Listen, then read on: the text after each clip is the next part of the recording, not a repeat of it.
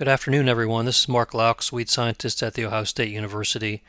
Today I'll be talking to you about water hemp management. I've covered water hemp and palmer here before. I think it's been a couple years since I did that, and I'm going to get into some more specific information today about resistance characteristics we're seeing in Ohio water hemp populations and our recommendations for managing it.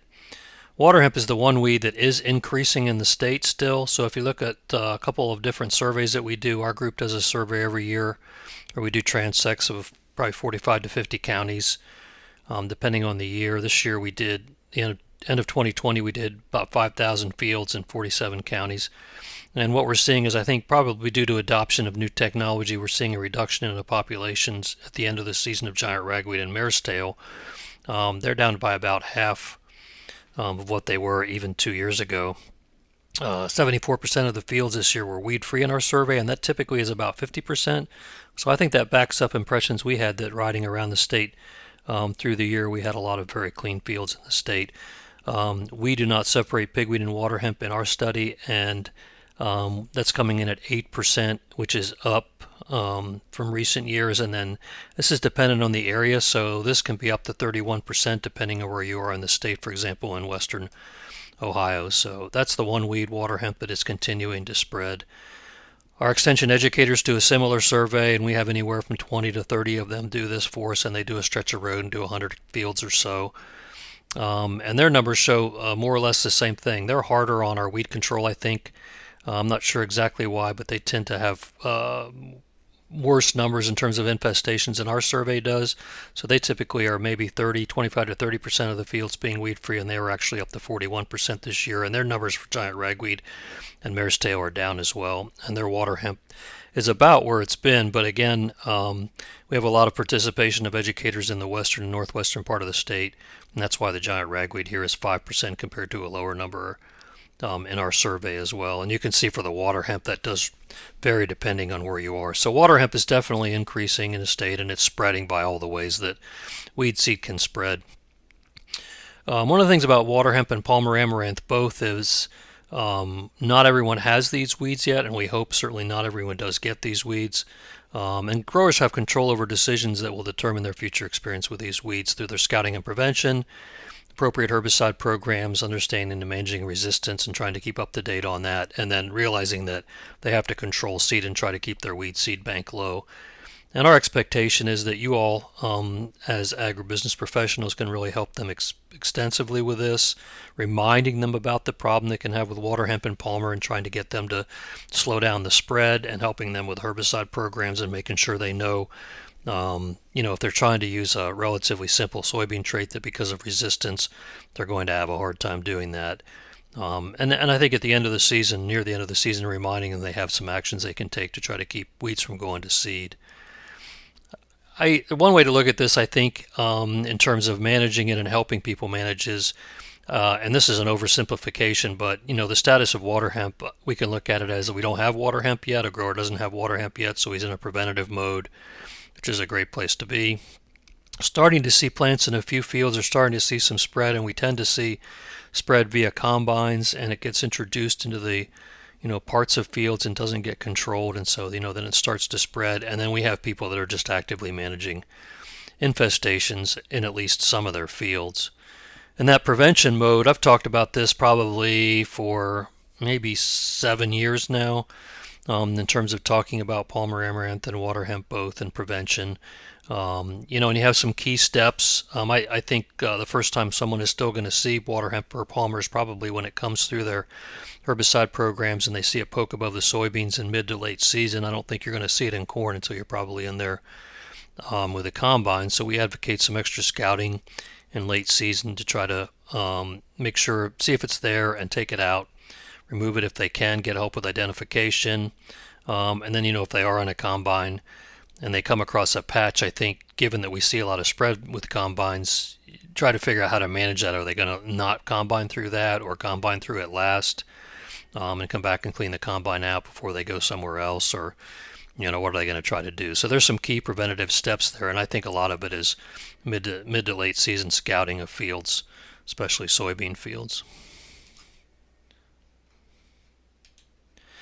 So we're trying to make sure that we have if we start to get a few plants, like in the top photo in this slide, that, it doesn't get ignored, and the appropriate herbicide program isn't used, or people don't take the right steps to try to, go along there and remove those few plants that might be the source of their infestation, so it doesn't in a few years become, a major infestation. And we see a lot of situations like this. We we do we're obviously out driving around in the summer, and then we do end of season seed collection, and then we do our survey, and we see a lot of instances where there is spread of Palmer amaranth, which is on the left side here, and water hemp, if you can see those plants sticking up in the right, and we see it get introduced at points of fields where equipment enters the field, and then it stays there, and really no one does anything with it. So we come to those areas of fields, and you see these areas of fields all year. And our thought is, why didn't someone take a half an hour or a couple hours, and walk along here and pull these plants out so they didn't go to seed? So, I think one of the steps that you can take as professionals is, as you see those, is to remind people that, in late July into August, when they have time to do this before the seeds mature or the seed is developed, there's time to take these out, and it's a step well worth taking to try to prevent headaches and further infestations, because someone will combine through this and then drag it to the next field, and in this field it's going to be a wider patch and more dispersed than it was this year next time someone's in there.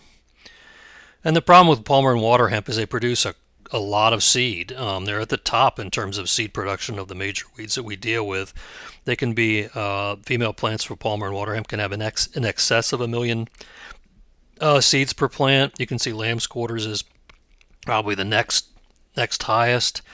Giant ragweed, which is a persistent problem for us, is actually fairly low. One of the things that all these very persistent weeds are major problems share and have in common is relatively short seed longevity. So their strategy of a Palmer amaranth or a water hemp or a mare's tail is to produce a lot of seed fast that doesn't have a lot of viability or a lot of dormancy, and is ready to go really right into the next year. But the downside of that for the plant is that the seed doesn't last very long in the soil, which works to our benefit.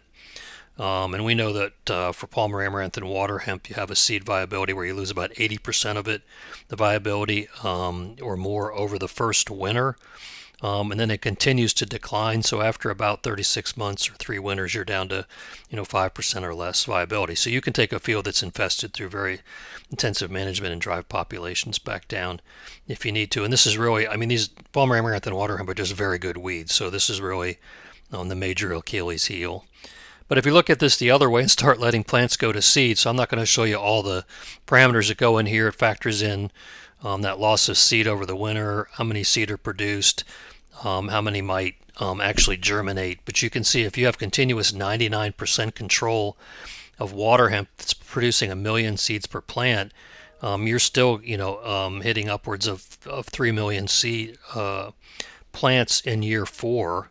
With 99% control. You can see mare's tail, you're up just over 100,000, and then giant ragweed with 99% control really isn't doing much because it doesn't produce a lot of seed to begin with. So you can have some pretty major impacts here just by really introducing a year of corn where you get 100% control. And if you get 100% control in corn, if you're lucky to do that, and still get 99% control in soybean, which is difficult, you can see that those numbers drop considerably. And after 4 soybean crops here or 8 years, you're just about 200,000 plants per acre, which is nothing to sneeze at, but it's way lower than the numbers I just showed you. And again, giant ragweed's not doing anything, and that really greatly reduces the mare's tail too.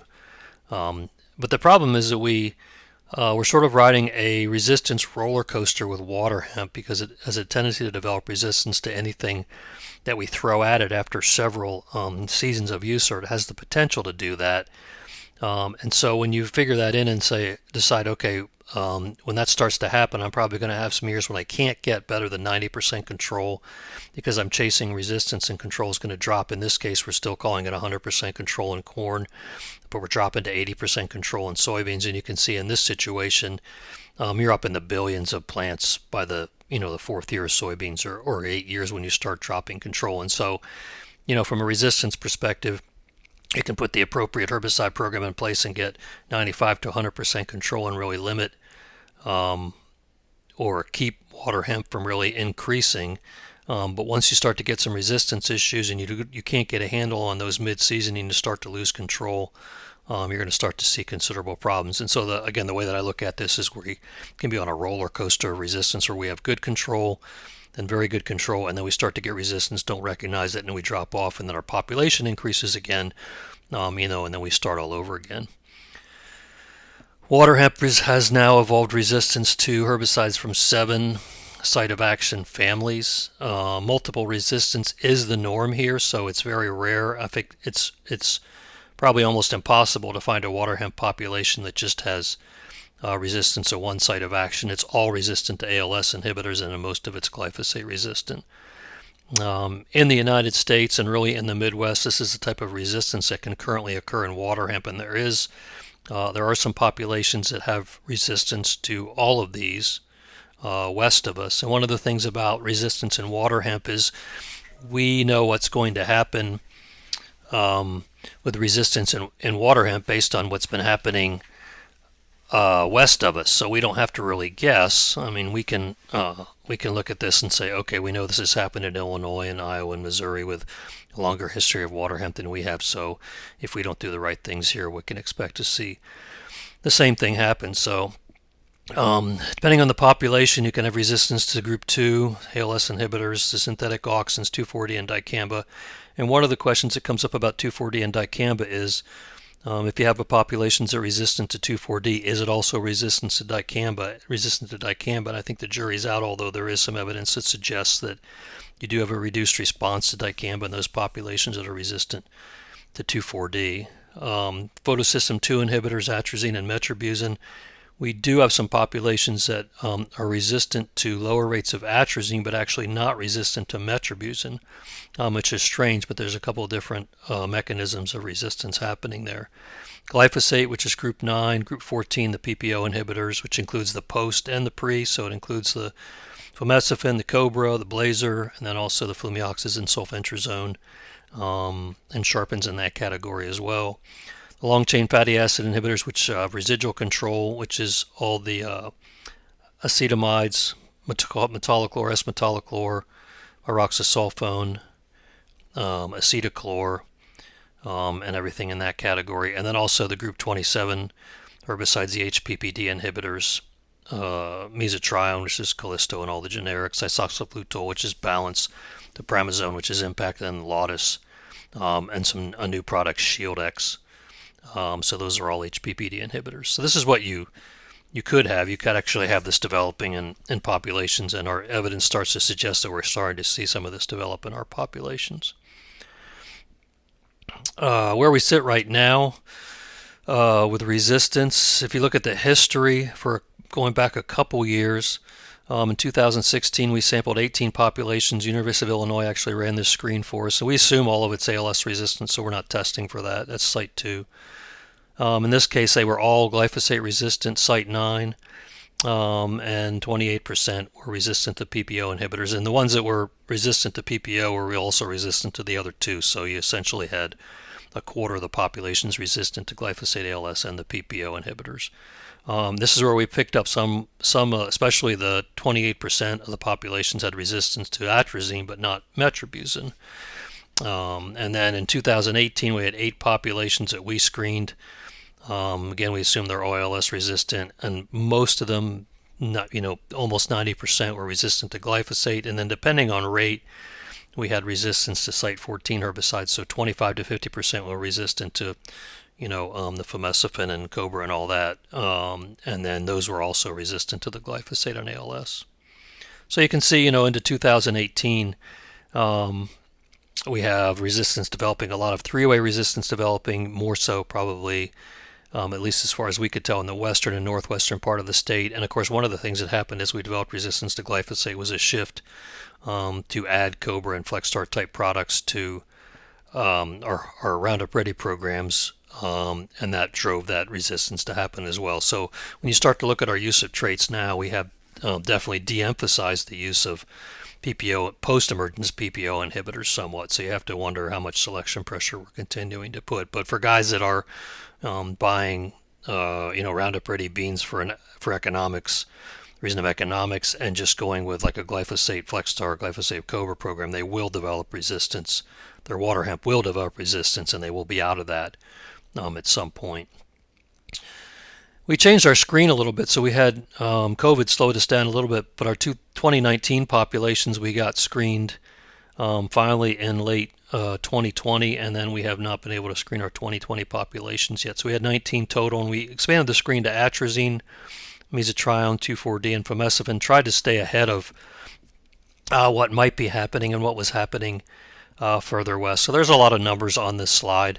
I would point out a couple things. One is when you, for example, look at the 2,4-D, I think in the greenhouse, this tells us that the 1 pound rate probably is just not high enough in the greenhouse to give us the control we need, because if you look at the 1 pound, you only got 16% of the populations at more than 80% dead at 1 pound versus 94% at 4 pounds.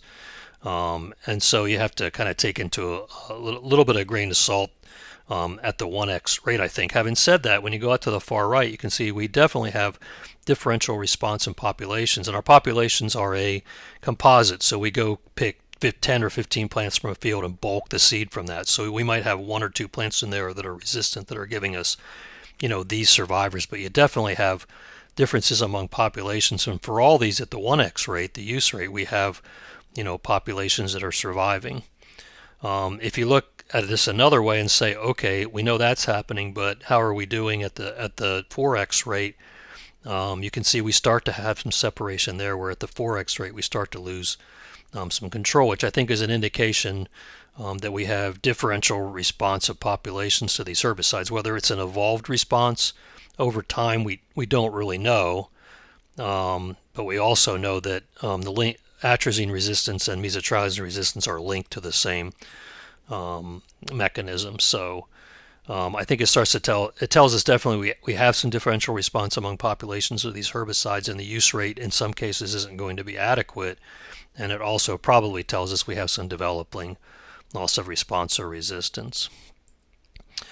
We screened these for S-metolachlor. So again, there's resistance in water hemp populations to the group 15 herbicides, which is all of these: metolachlor, pyroxasulfone, dimethenamide, acetochlor. And when you have resistance to metolachlor, it does cross over, and there's some degree of resistance for the rest of them as well. And we did see some differential response among populations. Again, based on the way we did our greenhouse screen, you can see at the 1.5 pound rate of S-metolachlor and go out to that middle column, we're at 84% control. So I think it tells you that to some extent, how whatever media we used or things like that, that rate wasn't sufficient. But we still had some separation among populations and had 10 to 16%, depending on the rating interval, that had less than 50% control. And then again, if you look at the numbers in red there, when you go to 4x rate, we still have some that were not at least 80% control. So it tells you again we have some differential response among populations, whether it's evolved or not. And this is what that looks like in terms of the control. So I'm going to emphasize a couple different populations here. Population 2 was pretty sensitive to everything, and on the left, population 7 on the right was starting to show lack of sensitivity to all the herbicides that we tested. And you can see here the untreated at the top versus a 1x rate of metolachlor, with the problem population on the right down to what, 30% control, 40% control, or if that. And then you can see even at the 4x rate further down on that right side, we're still not getting complete control, probably something like 60 or 70% versus the one on the left. It's obviously still very sensitive. So again, whether it's an evolved response or not, we're seeing differences among populations, and we assume that this difference would also extend to the other acetamides. So a tale of two water hemp populations from Darke County. Again, as I just mentioned, population 2, and we don't know the history on these populations, the history of herbicide use in these populations. We do have GPS for them. Population 2, which is really sensitive to everything still, especially if you bump the rate on the S-metolachlor, you're up at 95 to 99% control. And population 7, which either just inherently had the mechanisms to have reduced sensitivity to these, or it has developed over time. And you can see here the 1x rate, we're at 20 to 60% control, and even at the 4x rate, For mesotrione and 2,4-D, we got upwards of 90% control, but for the others, we didn't. So we have to assume there's some linkages among some of these types of lack of response, and I think it's sort of a wake-up call for us. And I think we look at this as once you have this information, you can start to evaluate your customers' fields, I think, and look at where you're using some of these herbicides, what's happening from a couple of different standpoints. One is, do I need to come back and recommend a post-treatment because they didn't work well enough? And number two, just knowing that you may have to switch up and do something different in the future if you start to lose some response.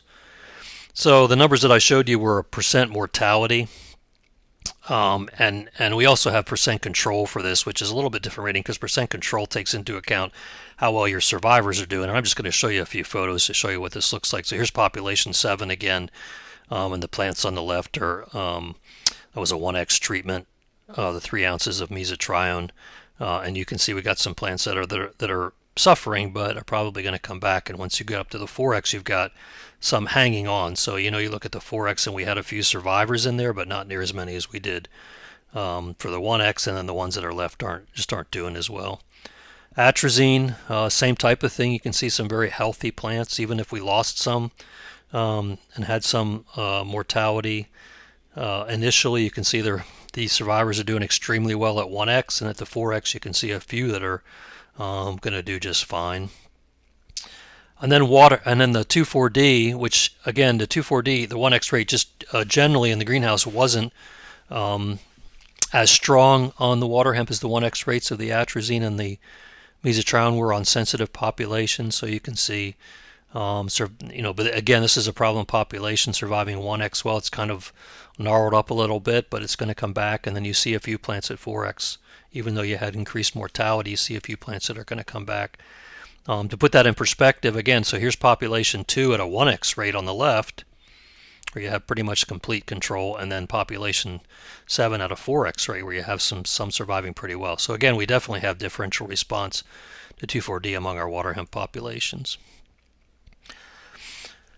Finishing up and kind of talking about control and some residual herbicides and things like that. So I like this slide because it shows some different approaches. It's a fairly old slide at this point from 2013 in Missouri, but it shows a pre followed by a post approach, and I think it's illustrative of extend beans and enlist beans both. It happens to be enlist beans, so 2,4-D was what could be added to the glufosinate here. But if you look at my numbers in blue and kind of what really works, if we're going to 95 to 100% control of water hemp, and I think it's difficult to do that, you can see the pre-residual followed at the top, followed by early post-glufosinate, didn't quite get us there, but once you added 2,4-D to the glufosinate, and the next two where you had a pre-residual followed by an early post, we were up at near 100% control. And then if you come on down to what else gave us that type of control, it was an early post-glufosinate with 2,4-D, followed by either glufosinate or glufosinate plus 2,4-D. We're not advocating that type of approach, but I think if you back that up a bit and look at the one above that's at 74%, it's glufosinate followed by glufosinate, and it shows that total post is just an extremely difficult approach on water hemp. We don't recommend it, but if you get into a bind and if you have to do it, you can really see the benefit of having a couple different herbicides at work. And I would assume if you could mix glufosinate and dicamba, you would see the same type of thing. And then really going on down, when you took out the pre-residual herbicide and went with an early post of glufosinate plus 2,4-D plus a residual, depending on the residual, the prefix got it to 93%, and the acetochlor really didn't. But acetochlor in that post situation isn't typically as good as a couple other herbicides. And then a late post glufosinate plus 2,4-D, the plants were big enough, you just started to lose control. So I think it illustrates the approach, it illustrates the importance of a pre-emergence residual followed by the right combination of post herbicides on water hemp, and showing that the difficulty of controlling it with a single post-active ingredient and the benefit of being able to mix a couple different ones that still work. Again, I'm not trying to promote the enlist system here. Any type of system you could put a couple herbicides together that still work. You could still possibly factor in a Flexstar with glufosinate if it still worked or something like that. The residual herbicides, we have ratings in the weed control guide, and we don't actually do work on water hemp, so I rely on my co-authors at Illinois and Indiana to give at Purdue to give us some ratings for this. And so we tweak these every year a little bit. We have a number of herbicides that are good on water hemp up front. I mean, you can have some of these give you 90 to 100% control right off the bat, but our rating, of course, reflects usually a 28 and then something like a 42 day rating in the field. So you can see in the absence of PPO resistance, because PPO resistance does reduce the longevity of control with flumioxazin and sulfentrazone, but in the absence of that, which is probably an unknown in a lot of populations, you've got rating of 8 or 8 plus flumioxazin, sulfentrazone, pyroxasulfone, and isoxaflutol, which is balanced or elite 27. I think we bumped the rating on metribuzin here. One of the things about metribuzin is really trying to get the rate to 8 to 12 ounces where we really get a lot of good from it. So, the 4 to 6 ounce rate, that type of range is, even with another herbicide, is not adding near as much really as we would like. So if you look at the rating for metribuzin, this is an 8 to 12 ounce rate depending on soil type. And then you can see down at 7 or 7 plus the acetamides, pendimethalin, and also linuron.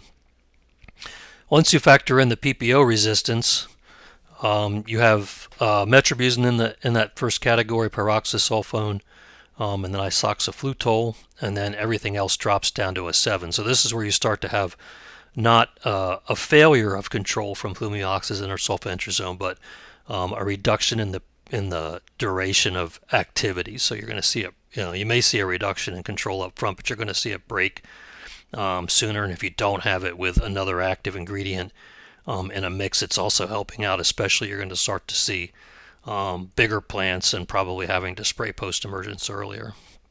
And then, of course, you can add residual herbicides to the post. Some people do this from a preventative standpoint. Our recommendation is you certainly can do that. Past that, if you can handle it with a pre-emergence at planting followed by a post, a combination of a couple post herbicides, your population is low enough, you may decide, okay, I don't need to do that yet, or put that selection pressure on the population to develop resistance. But once you have a certain level of population, it can certainly help improve control. The recommendation with weed scientists across the Midwest and the Eastern Corn Belt is pyroxasulfone or metolachlor or S-metolachlor work here best. Even though the acetochlor and dimethenamide, we give them a decent rating when applied at planting. In this situation, post-emergence, they tend to just not be as effective. So you got various products you can get pyroxasulfone in, and various generics and other premixes that you can get metolachlor in as well. Showing you just a few things to kind of illustrate some of this. We had an extension educator that did some work in 2019 in some farmers' fields out in western Ohio, and just kind of pointing out a couple of different things here. He had single components, so sulfentrazone, metribuzin, Zidua, dual 2 magnum or warrant versus combinations. And when you look at the two different sites at about 7 weeks after planting, you can definitely see the improvement in residual control from mixing a couple of different things together that have activity. If you look at the single components on the top, you can see sulfentrazone and the Zidua giving you better control, but nothing really there that exceeds 80%. And down on the bottom where you have combinations of these various products, most of that is at, with a couple exceptions, is above 80%. So that's creating a situation where you have fewer plants. They're probably growing more slowly, or you're taking the pressure off your post-emergence herbicides a little better than you are with the single components. Same thing here, where you see no pre versus Valor versus Fierce XLT, so followed by either glufosinate plus Enlist 1, or glyphosate plus Enlist 1. And really, again, showing the same thing where you have the at post-emergence rating in the first column. You can see the Valor at 54 to 61% control and the Fierce XLT at 74 to 81%. Whether this factors in and matters after you spray the post probably depends on several factors, but when you look at no pre followed by those 3 post treatments, it's certainly not acceptable at 51 to 80%. And then you can see, down below that where you have Valor or Fierce XLT, you're at above 80% with the exception of the Fierce XLT followed by glufosinate down to 45, which I don't, not being at that study, I don't know exactly what happened there. It was in the middle of the worst water hemp population or what, but definitely illustrates the value of having a couple different posts that might still work. And comparing the acetamides, pyroxasulfone tends to come out at the top. So here's three different sites, and these are I should point out that the previous one, and these are basically bare ground studies. So when you look at the control, it tends to be a little bit pessimistic, which isn't all bad. But what you see here really across the three sites is you see the residual of the pyroxasulfone at 95, 93, and 76%, and everything else there you can see nothing exceeding 77%. And so I think it illustrates the improved control from Zidua compared to the other acetamides. When you come back after the post-application, again, whether that difference in control matters depends on how well your post does and probably how many late emergers you have and things like that. So you can see across these sites, again, which are bare ground, the 2018 site, with any of those at the range of control we had, we were in the upper 90s there for control. When you go to site 1 in 2019, you can see that there the Zidua paid off because we were at 98% and everything else was down below 90. And then again, for whatever reason, in site 2 in 2019, we just had poor control, period. But again, it's a bare ground study, and you still see an advantage to Zidua there. There was some work done at the University of Wisconsin illustrating, I think, the value of multiple sites of action for residual water hemp control. So there's a lot of stuff on this graph, but you can see they have single active components on the blue bars. And it's either ALS inhibitors, site 2, it's metribuzin, site 5, it's site 14, the sulfentrazone, Valor, or Sharpen, and then you've got the acetamides and the group 15. And you can see generally, I think a lot of pretty good control there, above 90% at 25 days after planning. You can see it's a little bit more consistent when you get to 2 sites of action, and then even more consistent probably at 3 sites of action. I should point out that 2 sites of action and 3 sites of action doesn't mean you have that many sites of action acting on water hemp. For example, they have Canopy DF in here.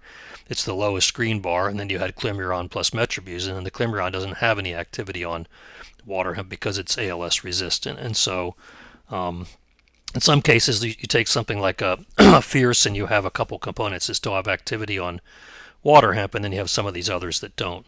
If you look at a second year of this, it shows it a little bit more strongly, I think, where you still see more consistent control, water residual control with 2 sites of action or 3 sites of action versus 1. I think the most interesting way to present this is this way, which are box plots which show the mean and the variability. So that bar in the middle is showing the mean control over all those populations, and then the bar, the wider the bar, the more variability. And so you can see at 25 days after planning, after treatment, you have with 1 site of action, you have a wider bar, and then you have a wider error bar coming out of that, and you can see everything's just generally tighter with 2 and 3 sites of action. Again, those dots indicate some of the individual herbicides, so you can see just because you have 2 or 3 sites of action doesn't mean everything's the same. You can have 2 sites of action that are still low on the control index, because you only had 1 site of action activity on water hemp.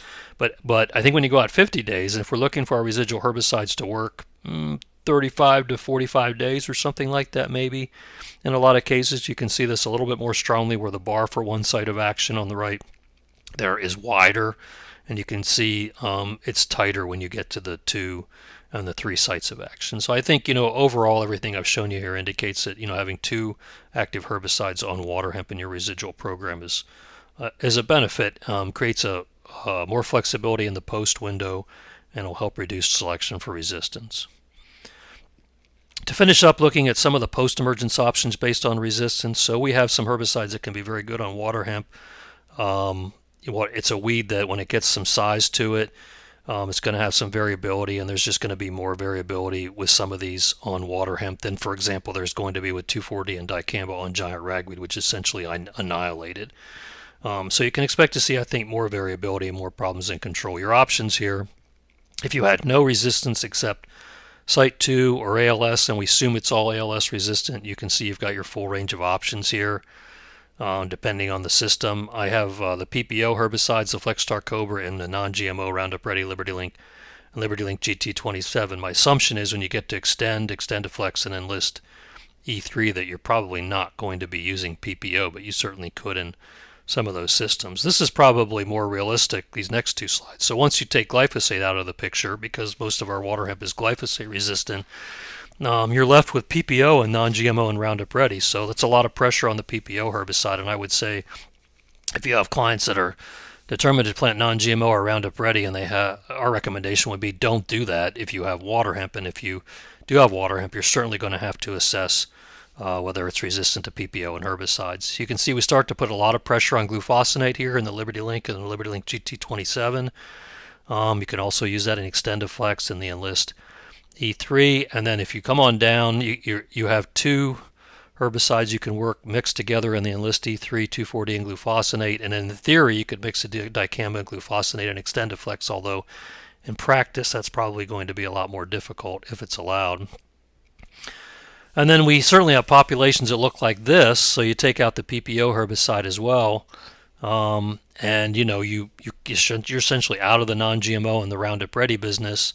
And again, you're putting a lot of pressure on glufosinate, and the lower part of this really doesn't change very much. We would give the advantage to something like an Enlist here because you can mix 2,4-D and glufosinate, and 2,4-D has just fewer restrictions on it that the dicamba has. But you can certainly there may at some point be possible, and it may be now, and I'm not aware of it, that you can mix dicamba and glufosinate and optimize the glufosinate and keep the dicamba from moving. And then you would certainly have two sites of action you could use there as well. I would question, you could make the same comment about dicamba, which I think we spray a lot of, but I mean, how long until we break glufosinate? Our expectation is that based on water hemp's history of developing resistance to anything we use repeatedly, that it will develop resistance to anything that we use here as well. So overall, water hemp management, you want a diverse multi-application program that has residual herbicides in it. I don't know how you can control water hemp without residuals. Possibly in the post, that's a decision that can be made as a preventative or to manage intense populations. I would say rotate traits and post herbicides, but that's not probably as important as shutting down seed and using multiple sites of action in both the pre-emergence and the post-emergence, and trying to use different herbicides in corn versus soybeans. And the post-emergence, trying to get a mixture of two actives that still works. So you could possibly do glufosinate plus Famecifin or Cobra in the Liberty Link GT27. You've got glufosinate plus 2,4-D in the Enlist, and also the possibility to use Famecifin. And then XtendiFlex, whether you could do glufosinate or dicamba, I think is up in the air. This won't substitute, none of this will substitute for late season scouting and roguing plants to prevent seed production. They produce a lot of seed. They're likely to be plants resistant to something that was used that season, which means they're going to be a problem, and that's when they go to seed, you're going to have an increased population of those resistant plants in the future. And so the conclusion that we've come to after seeing what's happened further west and listening to people that know more about water hemp than we do is we can't beat water hemp without stopping seed. It's just really not possible. And so that's when I go back to some of those original slides where you start to see some populations show up at the edge of fields, and growers let those go instead of taking some time in August and pulling them out. It's a big mistake. Just a reminder that the weed control guide is available. It's possible some local OSU Extension offices are stocking it, but you can buy it at the OSU Extension e-store. You can buy a PDF or a hard copy, and if you get the hard copy, you get the PDF along with that for about double the cost. And this is my contact information. Thanks for allowing me to be here with you today.